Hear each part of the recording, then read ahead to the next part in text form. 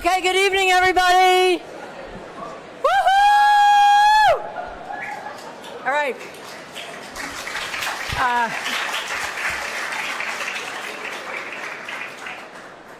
Thank you all, and thank you very much for your patience as we fill the room beyond legal capacity. And thank you also to all the people in the overflow space. Today is a very popular day here. It's open house. We welcome all our visitors. And it's a particularly popular evening because we have Yasmeen Lari as our guest speaker. So before you clap, give me a chance to say a few things. We are very excited that she is here. It is both a pleasure and an honor to be welcoming her to give this year's Paul Rudolph Lecture. So before I do the formal introduction of Professor Lari, let me say a little bit about the Paul Rudolph Lecture. It is an annual event at the school. The series was endowed in 1986 by Mr. and Mrs. Moritz B. Edersheim to honor their close friend, who was Paul Rudolph, was then chair of the architecture department at Yale and, of course, designed the building in which you're now sitting. Paul Rudolph was the first person to deliver the Paul Rudolph Lecture. And yeah, it used to go like that here. It doesn't go like that anymore. Other Rudolph lectures over the past 39 years now have included Charles Gwathmey, Colin Rowe, Bernard Tschumi, Patricia Patkow, Vincent Scully, Stanley Tigerman, Jeannie Gang, and Francine Hubin, among many others, obviously. And it is a huge pleasure for us to be able to add Yasmeen Lari to this long and distinguished list of accomplished architects and architectural historians. If you Google Yasmeen Lari, the very first thing that comes up on your screen, I never Google anything, no, I truly do, is that she is Pakistan's first female architect. It is equally important, as far as I am concerned, that she has shaped her long practice and her life's work at the intersection of social justice, the built environment, and architecture, because those things all go together. Ms. Lari officially retired from practice in 2000 in order to focus on the work of her Heritage Foundation Pakistan, which directs its efforts towards humanitarian relief work and historic preservation projects in Pakistan's rural towns and villages. It also does significant work in building housing using traditional building techniques and locally available materials. Professor Lari was born in Pakistan and educated in England, where she spent her teenage years through her early 20s. She received her architectural training at Oxford Brookes University. She has been a member of the Royal Institute of British Architects for 55 years, and in 2023 received the RIBA's Gold Medal, one of the world's most prestigious awards in the world of architecture. In addition to the RIBA Gold Medal, Ms. Lari has been recognized for her work with an extraordinary number of design awards and other acknowledgments of her incredible accomplishments, including the highest civilian award given by the government of Pakistan. Her Heritage Foundation has also received recognition from the United Nations for its work in cultural and historic conservation. Ms. Lari has received honorary doctorates from both her alma mater, and the Milano Polytechnic University. She has been honored with the Fukuoka Prize for the Arts and Culture, as well as the Jane Drew Prize in 2020 for her role in raising the profile of women in design and architecture. In 2022, she was appointed the Sir Arthur Marshall Professor of Sustainable Design in the Department of Architecture at the University of Cambridge, where she continues as a Fellow of Jesus College. Please join me in giving Professor Yasmeen Lari a warm welcome. It is an honor to have you here tonight.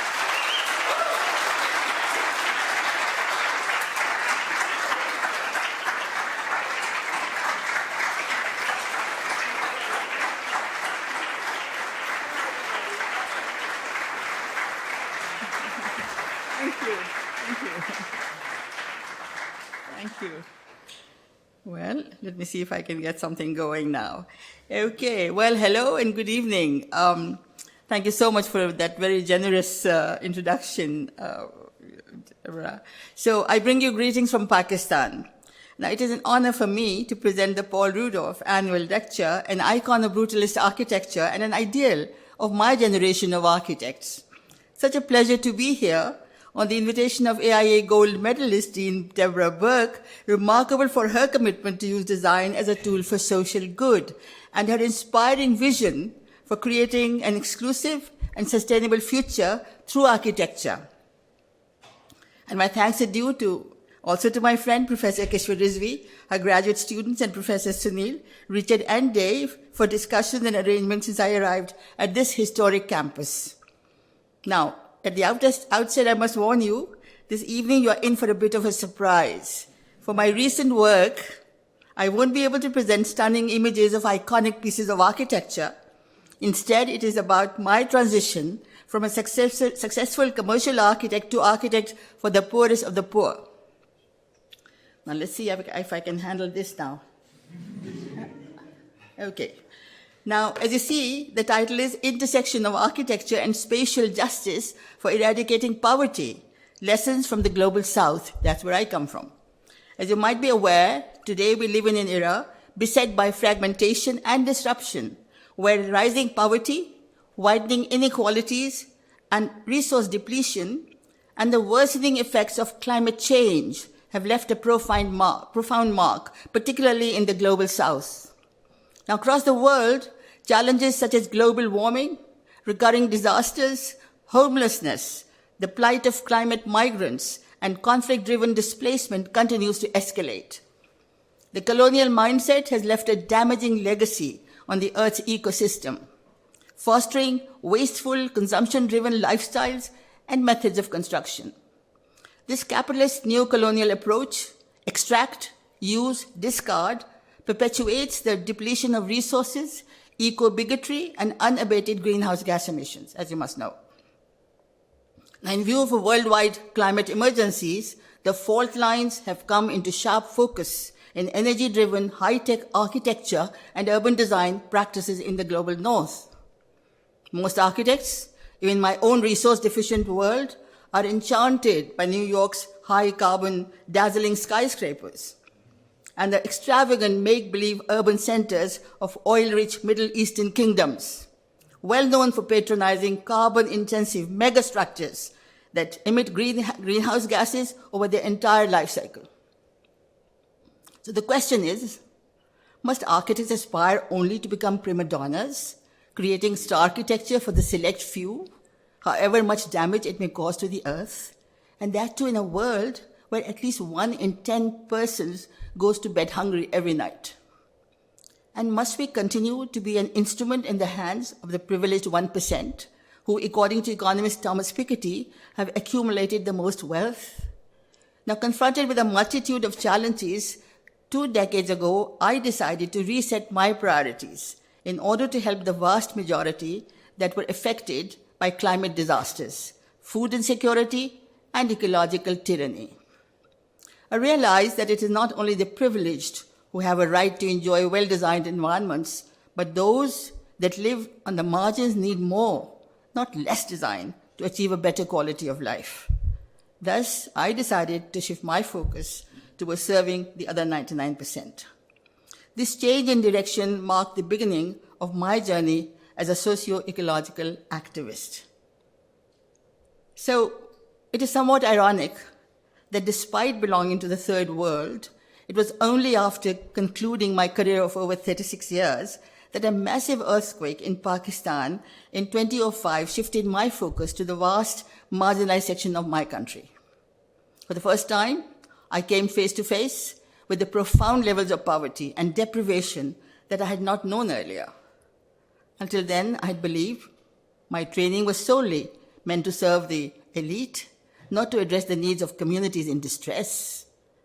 When I arrived in the mountainous earthquake area with vast spread of debris from collapsed structures, I decided to design seismic resilient houses using recycled stone and wood salvaged from the wreckage, which would enable self-building by surviving households that you see in this slide. Through this experience, I came to realize the transformative power of design in helping disadvantaged communities to be able to lead better, more secure lives.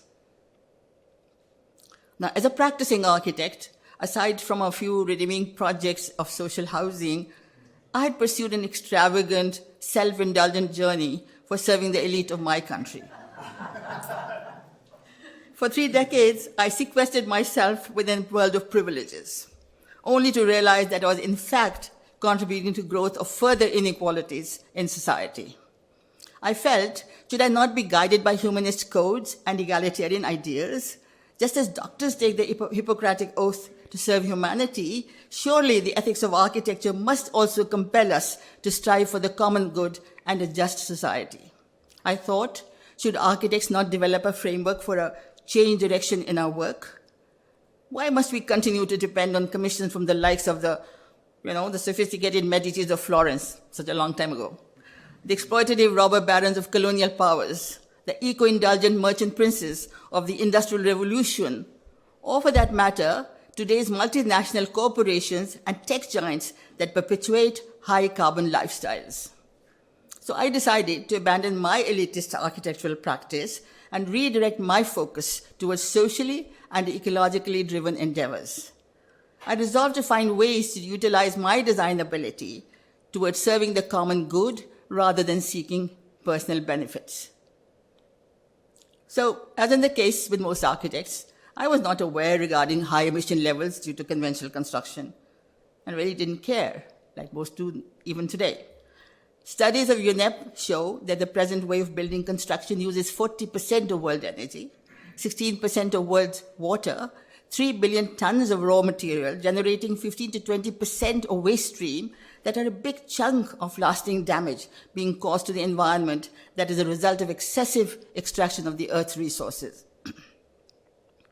Now, knowing the harm caused by using conventional building materials or methods, I decided to forever go reliance on major polluters, such as high carbon cement and steel and other carbon-intensive industrialized materials.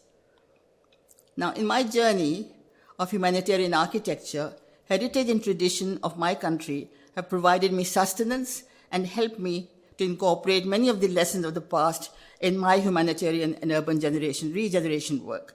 I would like to show you a glimpse of Pakistan's remarkable heritage. Let's see if animation works. Yeah.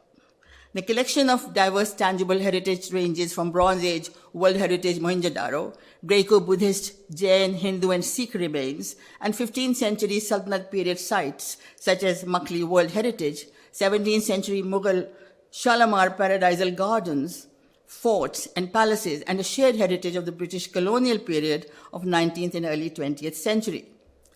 The intangible heritage has shaped the lives of our people, that is all-pervading and includes Sufi traditions and spiritualism, folklore, ecstatic dance and music, oral history, and particularly diverse crafts, many still being practiced by rural women that have been passed on to them from generation to generation, from mother to daughter.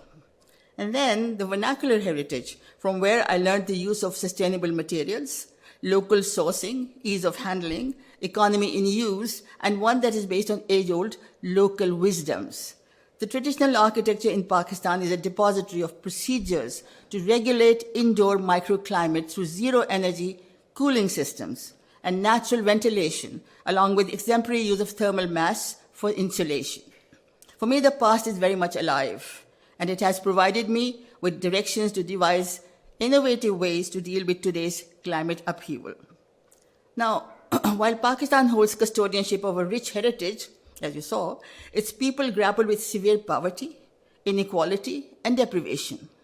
These challenges are further intensified by our geographical vulnerabilities.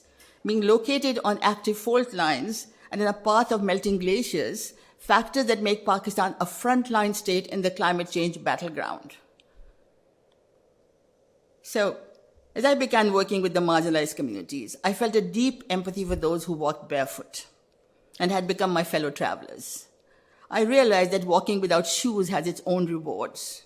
It fosters a connection with the earth and a reminder of tradition that are rooted in judicious utilization of the planet's resources. It was the interaction with impoverished and vulnerable populations that compelled me to dispense with my hugely inflated ego, as you can imagine, obligating me to swallow the bitter pill of humility by sitting at the threshold of the poor, exploring their age-old practices. Learning from Pakistan's pre-industrial vernacular tradition and heritage, I understood that design is not a stand-alone activity. it must be underpinned by considerations of social impact and ecological sustainability. Now, engaging with these communities has helped me to adopt a grassroots, bottom-up approach, striving to mitigate injustices through a nexus of architectural design, tradition, and local knowledge. As architect for the poorest of the poor, a deeply cherished title that I received from Politecnico di Milano at the time of the award of the degree, I'm compelled to help implement Edward Sawyer's vision of spatial justice. As an activist, my mission extends to bringing about tangible, impactful change by promotion of social and ecological justice and empowerment of the voiceless through architecture. So, barefoot people are found not only in Pakistan.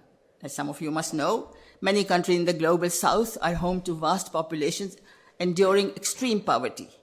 The indicators are horrifying. 3.3 billion people can be considered poor globally, based on different poverty thresholds, with 42% of the world's population living in some form of poverty or economic vulnerability. Now, as defined by economists Amrita Sen and Martha Hosbaum, these staggering numbers suffer from multifaceted dimensions of poverty. It's only not one kind of poverty. Having also to endure a host of injustices, including social exclusion, lack of dignity, and compromised well-being. Suffering collectively, they form a formidable barefoot ecosystem.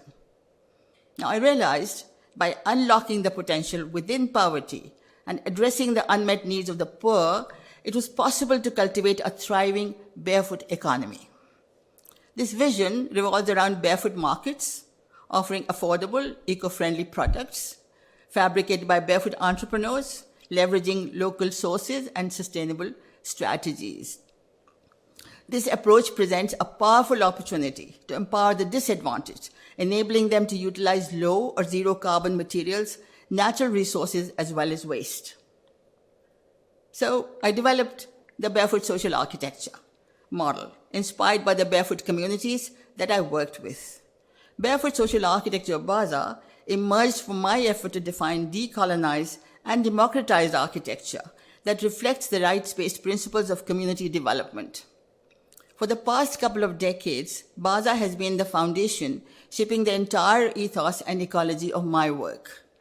As an architect, as committed to marginalized communities, I found it imperative to rely on my design expertise to help fashion a just society anchored in locally available resources. My goal has been to harness the power of design to foster equitable and humanistic societies, in order to dissipate the feeling of disenfranchisement that is prevalent among impoverished communities. Accordingly, BASA serves as a framework for advancing humanistic humanitarianism, placing the well-being and agency of marginalized communities at its core. Now, barefoot social architecture is akin to a form of social engineering to bring about social change, incorporating environmental, cultural, and technical dimensions. It seeks to shift mindset from cycles of dependency towards a culture that is rooted in pride and self-reliance. It strives to liberate communities from the spatial dimensions of oppression while fostering cohesion and promoting inclusive, equitable development. The democratization of architecture provides people with empowerment and self-esteem. In the light of widespread deficits and deprivations faced by these communities, BASA emphasized the pursuit of justice, particularly through the empowerment and restoration of dignity for women. This has been achieved via a process of co-building and co-creation, enabling meaningful participation and shared ownership. So for me, there are two gurus to whom I owe so much. There's Hassan Fatehi. Anybody heard of him? Anybody knows about his work? Oh, well, there are some. Not enough. The Earth Guru is the author of Architecture for the Poor, who taught me the value of engaging communities and to enable them to unleash their creativity. So I hope you'll read up about him, those who don't know. And then the other is, of course, the ancient Roman Marcus Vitruvius. I'm sure all of you know about him. I don't have to ask. From whom I learned the use of lime, as well as the importance of air, water, earth, and fire. 4 elements, the alchemy of which leads us to democratic norms and behavior. Now, I'd like to introduce 4 materials that I have used in my humanitarian architecture to achieve carbon-neutral structures. Earth, A combination of unfired clay-rich earth and straw provides passive environmental control, buffers relative humidity, creates non-toxic, healthy and internal environment. Its waste becomes a resource, and it minimizes stress on heating or cooling systems. It is miracle material with zero embodied energy and zero eco-footprint. So, and I'm sure that you've heard about it, at least the ones who've been to New Mexico. Sure, you've seen Adobe and others, and good materials.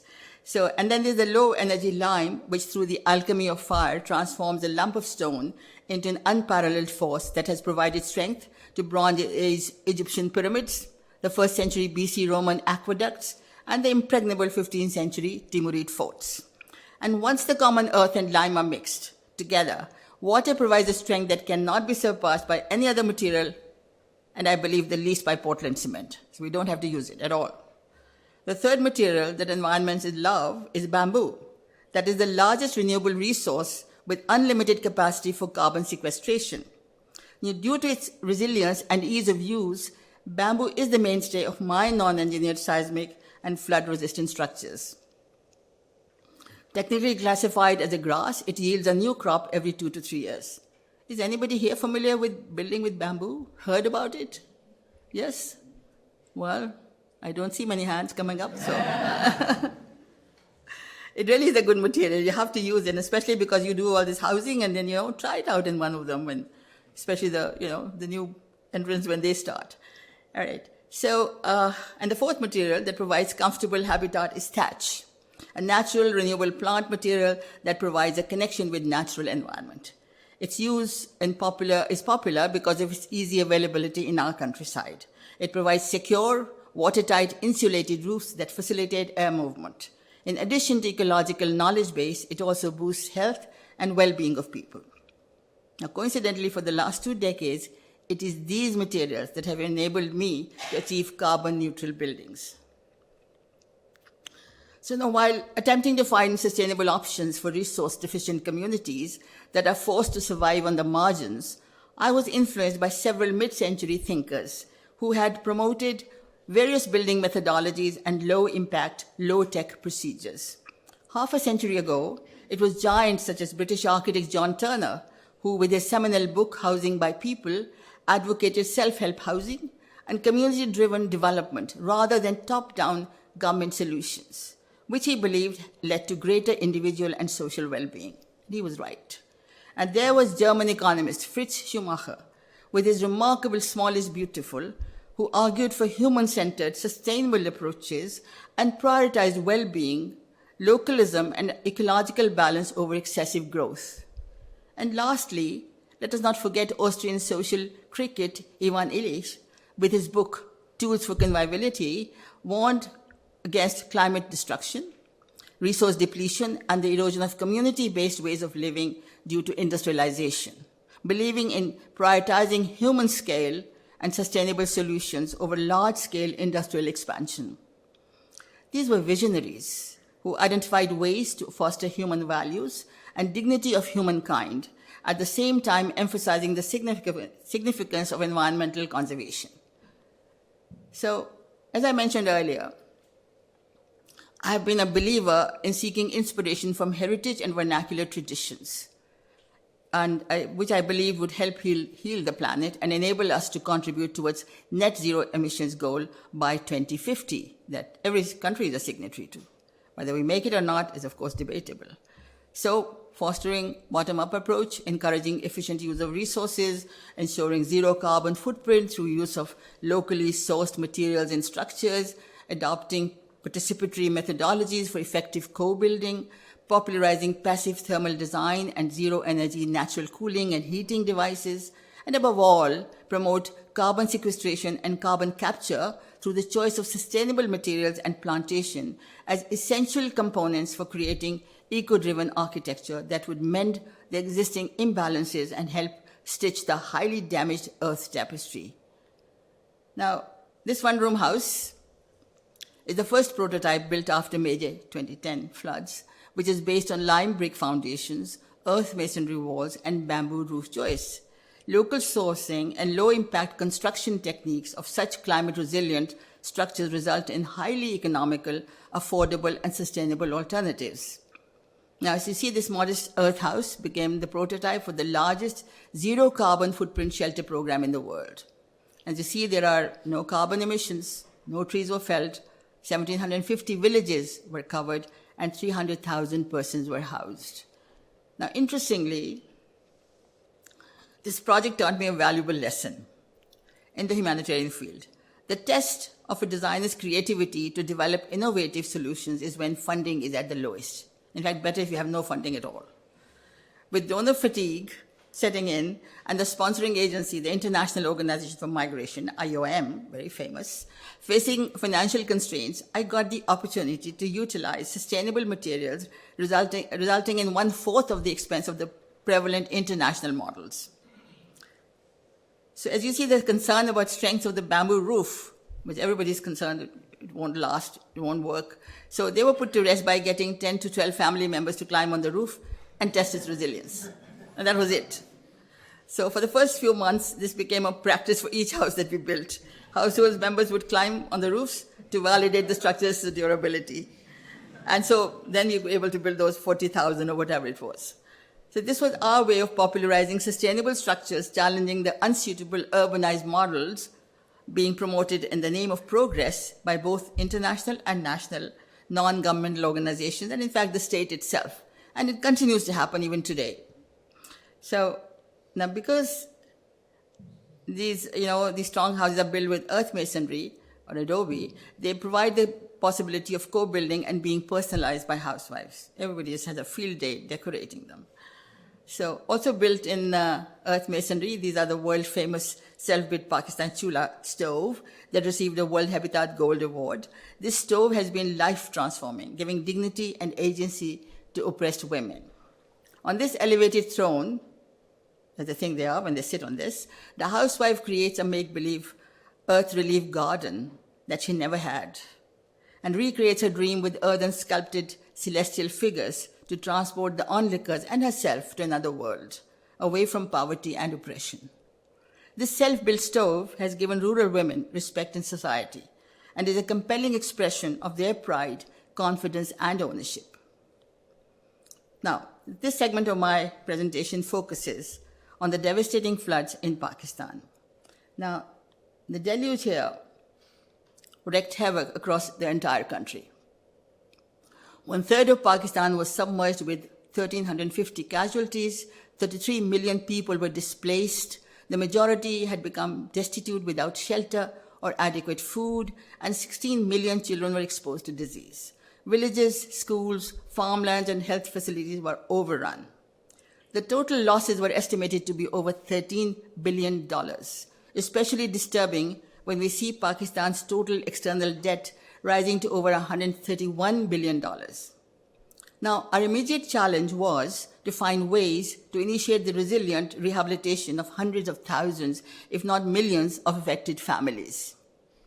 It was apparent that in Sindh province alone, 3 million households were in a critical state and needed immediate action.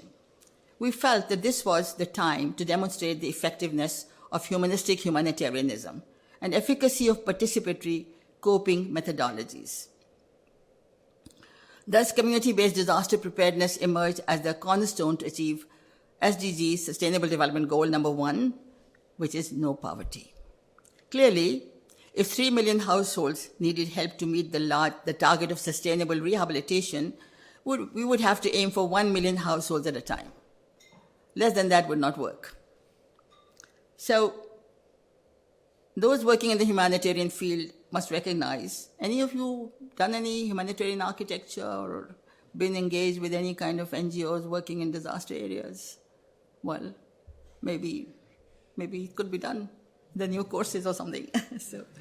Those would know, and the ones who know, they would know that the existing international colonial charity model has failed to deliver sustainable solutions because it bases everything on charity. And I believe this failure stems from fundamental flaw. The model treats affected communities as victims deserving of handouts, reducing them to beggars shorn of any self-esteem. And because they were displaced, they are also perceived as incapable and dependent and treated as if they are disabled.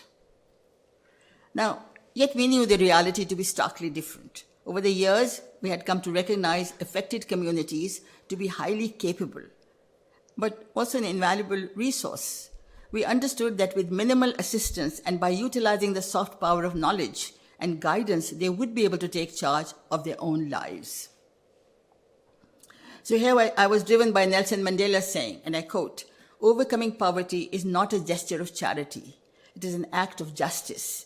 It is the protection of fundamental human right, the right to dignity and a decent life," unquote. Accordingly, in a paradigm shift, by decolonizing the prevalent charity model, which everybody follows all around the world, I was able to devise humanistic humanitarianism, which has transformed the role of community members from recipients of handouts to partners in the recovery process. The strategy draws upon humanist values of empathy, solidarity, compassion, and generosity. Households with women in the lead have become empowered partners in pursuing goals of resilient rebuilding, thus becoming key actors in their own rehabilitation. The use of locally sourced sustainable materials and the process of cell building has an added advantage. It inhibits pilferage by outsiders, which happens all the time, especially in countries like ours, and discourages corrupt practices associated with humanitarian assistance. At the same time, the mechanism of peer-to-peer knowledge sharing enables communities to fulfill their unmet needs through their own effort. So, now we were aware of the challenges we would have to face in the field due to the oppression faced by the impoverished in my country and many other countries. I chose to camouflage the permanence of my disaster resilient structures, presenting them as though they were transitory. Now, this strategic subterfuge was crucial, as most of those affected lacked land rights, and any semblance of a permanent building could lead to their displacement.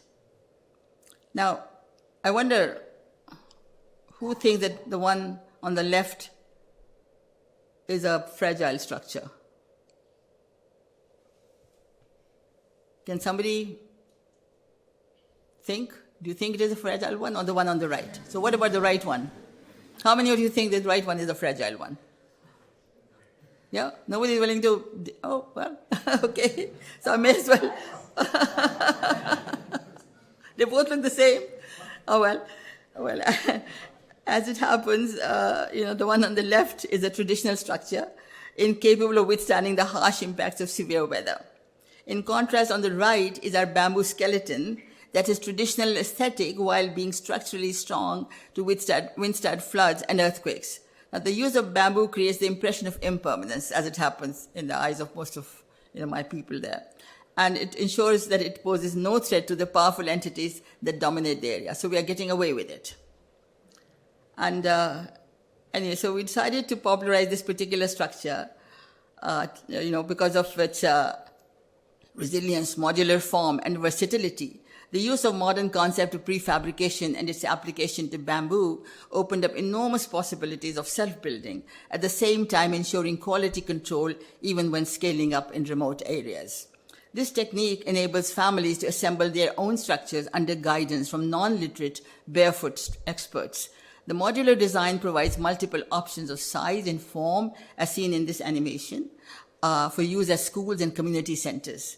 The roof designs can be changed from conical to pitched and even domical to suit various requirements. So this seems to be now becoming very popular, and it's been being adopted by many agencies even now. So now this climate resilient bamboo fabricated house became the basis for security for the entire family and especially for women.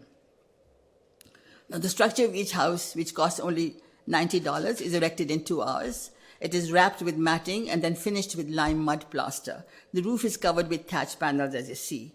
These are items that use freely available natural materials fabricated mostly by housewives who decorate them as an expression of pride and ownership.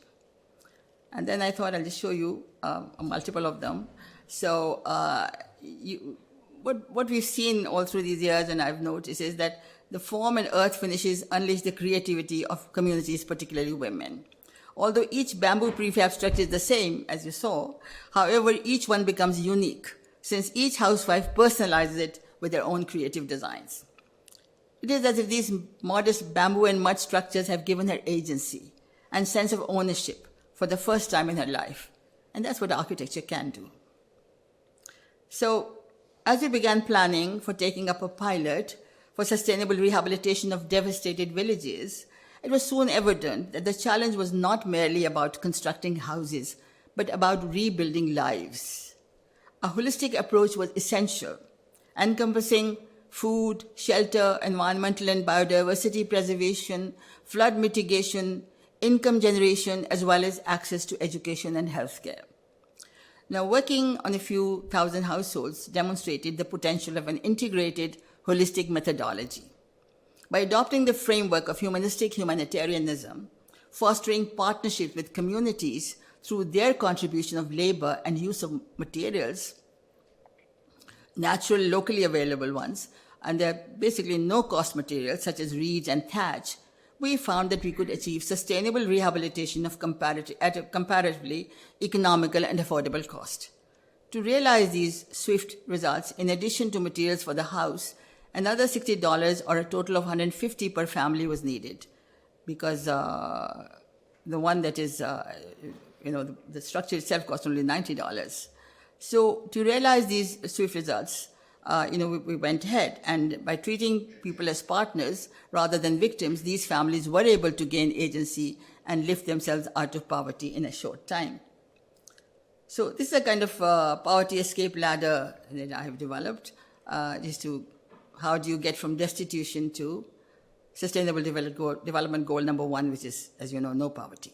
Now, this ladder is for assisted holistic model, with provision, as I said, of material worth $150, to help households transition from the lowest level of destitution. Now, by climbing one step at a time, families are able to reach the top of the ladder, achieving sustainable development goal, no poverty, within 12 months. So I thought I'd show you how this is done. So this is step 1, that focuses on meeting human rights and basic needs of shelter of one-room house. Let me see if I can manage to see where it is. Yeah. Sanitation in the form of shared toilet. Where is this now? This is, there it is. And then you have also water supply and solar energy on sharing basis, and clean food cooked on smokeless earthen stove, my Pakistan chula. These essentials ensure dignified living conditions and privacy, and particularly for women.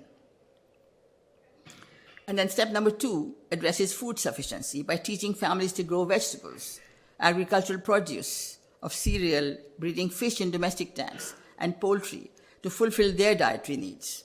Surplus vegetables are bartered for dairy products, creating a balanced food supply. And then step 3 and 4 provide environmental stewardship as well as flood mitigation.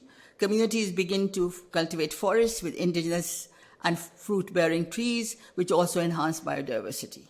Flood mitigation measures work in tandem with environmental stewardship, such as conserving floodwater in ponds, using it to irrigate plantation areas, replenishing depleted aquifers through trenches or recharge wells, and ultimately enhancing soil fertility while securing villages against future floods.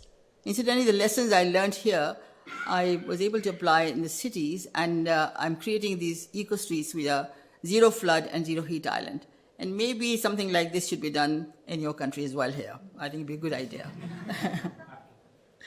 So now we go to step number 5. This is about, communities are strong and protected from disasters through training of barefoot skills. These range from basketry, from banana waste, reed matting, bamboo products, to handmade pottery and craft based on waste fabric. They are enabled to begin production and marketing of their barefoot products to fulfill the basic needs of impoverished population in the area. They don't have to sell to the rich at all. I discourage that. They can make enough money by just selling in that barefoot ecosystem that's all around them. So the assisted holistic sustainable rehabilitation approach has enabled 7,000 families or over 50,000 people break free from the cycle of poverty. But then, not good enough. We needed to reach 1 million, right? So, although these villages had begun to flourish and they are doing well, all around those villages we were confronted with a bleak scenario as you see in these images taken 6 months after flood. And Tiffany is here, who's actually been to our villages, and she can probably vouch for it. I hope she does. From Notre Dame. Where are you, Tiffany? You are here? Yeah, there she is. So the assisted holistic model had provided us with valuable insights and helped to train a core group of local people. We were determined to scale up our holistic model, but we knew it had to be done with zero funds. So here you see, what was happening around after this. These pictures were taken 6 months after the flood, and you can see the state of destitution. So now, this is my ladder for taking up destitute families with no outside funding, with no charity whatsoever. So accordingly, in April 2023, we launched our 1 million households at a time program based on 4 zeros: zero carbon, zero waste, zero charity, to reach zero poverty. Now, this ladder was designed for destitute households to achieve sustainable holistic rehabilitation, enabling them to escape poverty by using their own meager resources and collective effort. No outside funding. So as you see, to achieve this ambitious goal, the ladder consists of 9 steps, requiring 40 months for all households to overcome poverty. And you see in the ladder, up to December 2024, all 1 million households have reached step 4 on the ladder, being both food sufficient and flood secure. Since there was no outside funding, the journey was begun by taking up the first 2 steps, eradicating hunger and ensuring food security. Once communities were no longer battling hunger, they were able to shift their focus to step number 3 by taking up environmental stewardship. As discussed in the assisted model, this step includes forest and regenerative farming, which in addition to other environmental benefits helps to sequester carbon in soil and water bodies. Now, along with step 3 and 4, consisting of flood mitigation measures, step 4 was also taken up, which consists of mitigation measures for floods. As discussed, these mechanisms allow for the absorption of stormwater into the soil, replenishing the aquifer and enhancing flood resilience. Now, many of the villages have embarked on step number 5, consisting of income generation activities for fabrication of low-cost, affordable, and sustainable products. Substantial earnings from marketing their barefoot products among the vast number of impoverished communities around them is enabling them to take up step number 6 and 7, consisting of shared toilets and safe one-room houses. Remarkably, many villages prioritize step number 8, which is the construction of one-room schools for their children even before taking up houses, showcasing their commitment to long-term growth and education. Through this methodical approach, households steadily climb the ladder and are expected to reach the final step, although in 40 months, not 12 months, thus escaping the grip of poverty within this short time with their own effort. So now I thought I'll just give you the figures. So by the end of December 2024, 1 million households, or approximately 7 to 8 million individuals in 15,000 villages, became free of hunger and were food sufficient. At that time, all 15,000 villages were also flood secure, having planted forests and undertaken flood mitigation measures. Currently, approximately 100,000 households are reported to be engaged in fabricating and selling affordable, sustainable barefoot products, thus generating income for their families by marketing products among surrounding impoverished communities. On a shared basis, 36,000 eco-toilets have been constructed, which serve over 50,000 people because they are all shared. So far, they have self-financed and self-built 42,000 flood-resilient homes. Now that they have started earning, they are taking up construction and are expected to reach step number 6 and 7 by March next year. The progress on village school building is promising.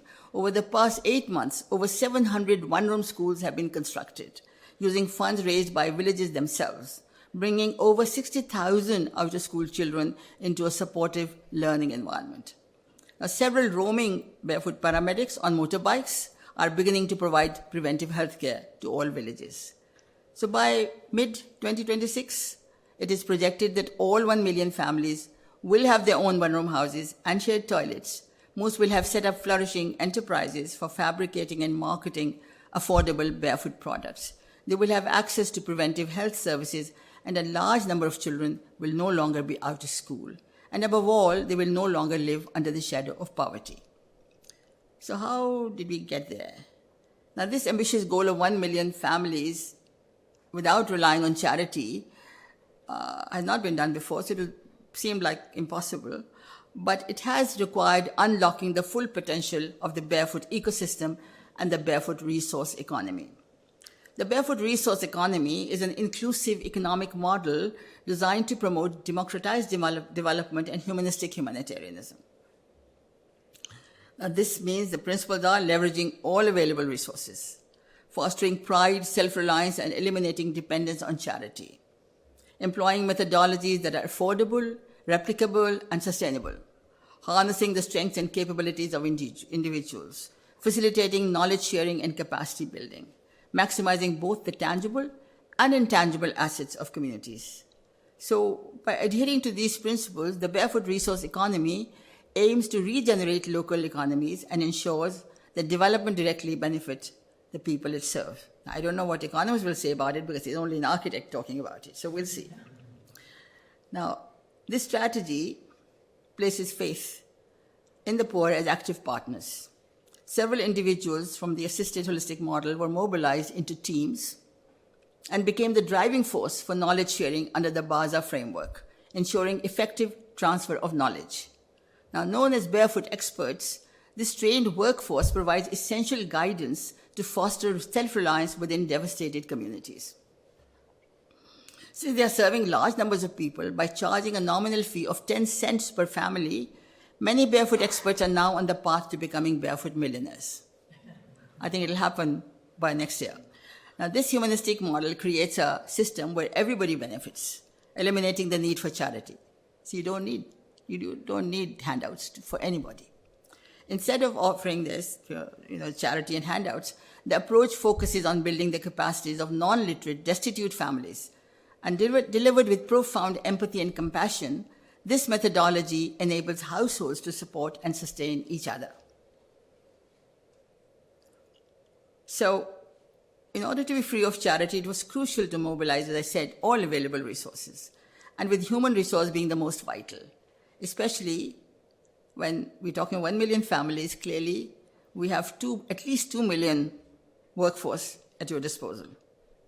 They're all willing hands and ready to do things, as long as there can be shared knowledge and people can be told how they have to go about it. So with proper guidance, communities embrace the self-building process with remarkable commitment. The combined efforts of men and women have proven to be the driving force in bringing about transformation in the mindset. These images depict community members engaging in activities using rudimentary, low-tech methods fueled by their own determination and resilience, as you can see.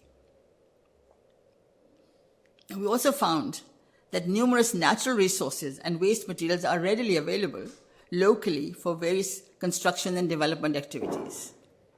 In most rehabilitation efforts, these materials, which are abundantly available in our rural areas, are largely ignored by humanitarian organizations. They are not thought to be good enough. But these are the natural materials, such as cow dung, straw, reed, and earth, that represent an invaluable free resource. Their utilization not only aligns with our sustainability goals, but also adheres to the principles of a circular economy. So, to place communities on the path of recovery, in addition to knowledge sharing, considerable effort has been expended on promotion of soft cultural power. On the left, you see the outburst of creativity, using mundane earth and local organic colors, and the pride of local village artists in working with visitors, such as high-caliber art practitioners. And on the right, you see colorful wall paintings rendered on the first floor of a 2-story community center. And this is 13-year-old Kamla. She said that her mother is Dani, and she has painted all the murals herself. That shows a sense of ownership of the place. Nobody asked her. She just decided she wanted to do it for everybody. So, and I thought I would bring some more sort of joyful experience out of my villages. because otherwise it sounds very bleak, but it's working well. There are villages that are holding festivals, demonstrating that life is returning to communities who only a few months ago had no hope in the future. These festivals give a chance to villagers to visit each other and participate in collective enjoyment. And you can see how they do it. So, and then here is a roaming school theater performance, and perhaps Dave can help me in this, where school children are spreading joy to the children of neighboring destitute villages. The performances are organized by school teachers who follow an outline of the program provided by us. Interestingly, by charging a small entry of 5 cents per family, they are also able to contribute their earnings to a school fund for purchase of school supplies. They're doing it themselves. So, as you see on this Google map, 15,000 villages are spread over a vast area of 150-kilometer diameter. Unlike the past, when villages existed in isolation, there is now constant interaction among them. This has fostered the growth of empathy, solidarity, and mutual support. The communities once suffering from severe deprivation have experienced a remarkable social transformation. Their confidence and significantly improved quality of life are a testament of their own hard work and determination. By following the steps of the poverty escape ladder that I showed you, starting from a state of destitution, they have been able to build their lives. They are achieving health, well-being, and disaster resilience entirely through their own efforts. These communities are confident that through their dedication and self-reliance, they are steadily escaping poverty without any dependence on charity. I thank you. Thank you very much.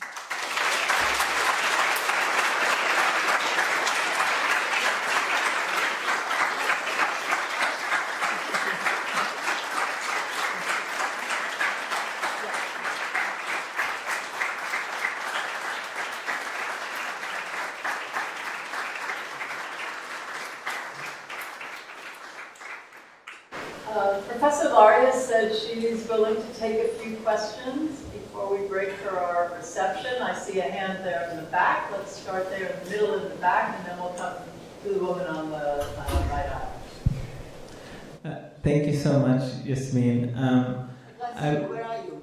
Right here. Why don't you stand up, Okay, please? where do you stand? Yes. Thank you so much for your lecture. I'm very much curious about what the experience was like working from your large buildings at the beginning to now. Do you still have an office? Are you happier now?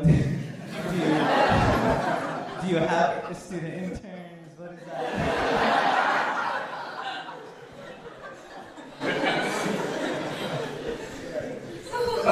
You can answer that however you like. That's okay. Thank you very much for the question. Yes, I'm very happy. I'm so happy I gave up my architecture for practice. You must change track at some time in your life, and I think I did the right thing. But sometimes you can start being good right from the beginning. Why don't you guys do it? Yes, right there. Thank you. Yasmeen, thank you so much for your lecture. And I have a question, again, going back to your corporate era. It's beautiful to see all of this work being done, right outside of a city as big as Karachi, one of the largest populations in the world. And as you so rightly diagnosed at the beginning, one of the spots in the world where we are kind of imagining this Western image of what a city should look like and Western materials that may not work in our climates in South Asia. And I wonder, is there a pathway, or do you imagine a way to be able to generate the desire to work with these materials in city centers like Karachi with those corporations? Sorry, what's the question? Sorry. Behind? I think the shorter version of the question is, do you imagine building with these kind of materials as opposed to Western materials in cities as large as Karachi? Did I get that right? And generating that desire in those corporations, because these materials become marginalized almost. Yeah, no, I think you're absolutely right. It's not going to be easy. But, you must know that Karachi is not alone in this kind of terrible situation. Many countries in the global south have this terrible kind of, growth, uncontrollable growth. And like Karachi, there more than 50% of population live in slums, okay? They have nothing. They are in many ways worse than the kind of destitution I showed you in my slides.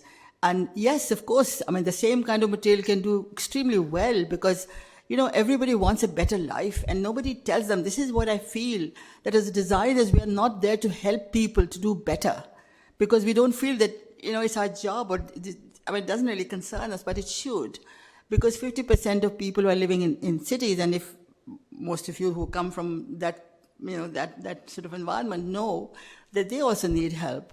And yes, bamboo can strengthen the houses that they have. We can provide insulation with mud and with, and adobe building. And in fact, there's one slum we are taking up now where this is exactly what I'm going to try to show. Because there's something called urban mining, which means that you don't waste any material, but you just take whatever there is and improve it. And I think it can be done. So yes, the same principles can apply. And people are willing to do this if you tell them how to do it. There's no reason for anybody today to live in that kind of state. So, are you from Karachi? I'm from Delhi. From where? New Delhi. Well, you need to go and do the same thing there. There's a question down here, and then we'll go over with our hand up afterwards. Thank you so much. I had a couple of questions regarding time. The first one was I really resonated with this idea of slower engagement with the community, asking with them and developing instead of just delivering the design. But at the time of, say, the flood, there's an impulse or there's a school of thought that it needs to be done at scale, it needs to be done immediately. How do you balance both of these approaches? One which is talking to people, which is going to be much slower, but also at the same time there's an urgency to do it right now at scale. And the second question was, when do you think it's an appropriate time for an architect to interfere in a post-disaster situation? Because, for example, LA fires happened some time ago, but immediately there were a bunch of architecture competitions which flowed up, which seemed a bit weirdly opportunistic from a design perspective. I'm not sure what your thoughts are. When should an architect go to the site after disaster? Okay. Well, both are very good questions, but the first one you have to remind me, Deborah. What was it? The first one. The second one first. When is it appropriate for the architects to show up? I think architects should be showing up everywhere. I think this is something they have to now understand, that disasters are the ones they will have to deal with. But then they have to take people in the right direction. If all these fancy mansions in LA, when the fires were, hadn't been built with this kind of inflammable materials, if there was more adobe construction, I think they would have survived much better. And my son and his husband live in Rancho Mirage. It is an artificial world, I think, because it has got nothing but these palm trees, which are also in LA, which kind of, spread the fire so much. And why are they? They don't provide any shade. They take up a lot of water. Why do it? So there's all that has to be thought about, and all the water that is, I believe that, Palm Springs in this area is becoming very dry. We'll talk about it. Yeah, we're wasting everything. I'm sorry. Yeah, I have to say my piece because I think that people should start thinking. You need to refashion everything. Unless you do that, it's going to be very difficult to survive. The first question from this young man was about at what scale, because what you showed us was at an extraordinary scale, 1 million families, right? Well, 2 million more to go yet. 2 million more to go. But your question was... should you prioritize the slow process of community engagement, or should you, given the urgency of the situation, go with fast deployment and what you were showing with prefab? Well, of course, the faster we can do it, the better. But if the money comes in, then it never is used properly.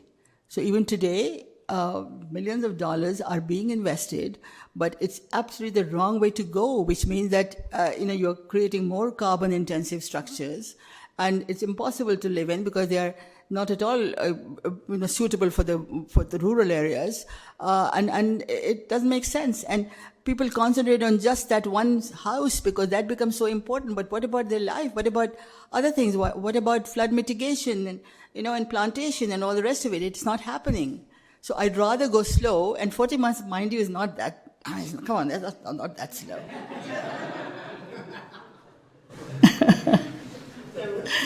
Yes, right here. Hi, thank you so much for your talk. I feel very honored to be here and to have listened to you speak. My question is regarding the first thing we heard today here from Deborah, being that you are the first female architect in Pakistan. How is your embracing of that? Do you Of course, we know there's many women who have been erased from history. So how do you feel about that being the thing that shows up when they Google your name? And how do you feel that you're changing or contributing to practice for future generations of women? Well, first of all, of course, I didn't know that I was going to be the first woman architect. I arrived back and I was... So I really had not much to do with that. But, but whenever you're the first one, you become a kind of a test case. But you can do it. And so that is where the problems are. But I think, in my generation, because we came from a privileged background, well, come on, we had so much big support system, there was not a problem. But the only thing happened was when you start taking up causes, then everybody starts gunning for you. And because you're a woman, so they feel that, they have a field day with you. So when I was fighting for the rights of architects, I got into trouble. When I was fighting for heritage, I got into trouble, and so on. So, but I think one's got to do it. There's no other choice, is there really? So you just do it, see what comes. It's part of the game, right? And as a woman, I think we need to support other women. And you'd be happy to know that there's more, I think more than 50% enrollments now in schools of architecture are female. And so I think we're probably seeing it everywhere. So yeah, maybe I did put up a good example. I don't know. Yeah. On that note, thank you. Thank you so much. Thank you so much.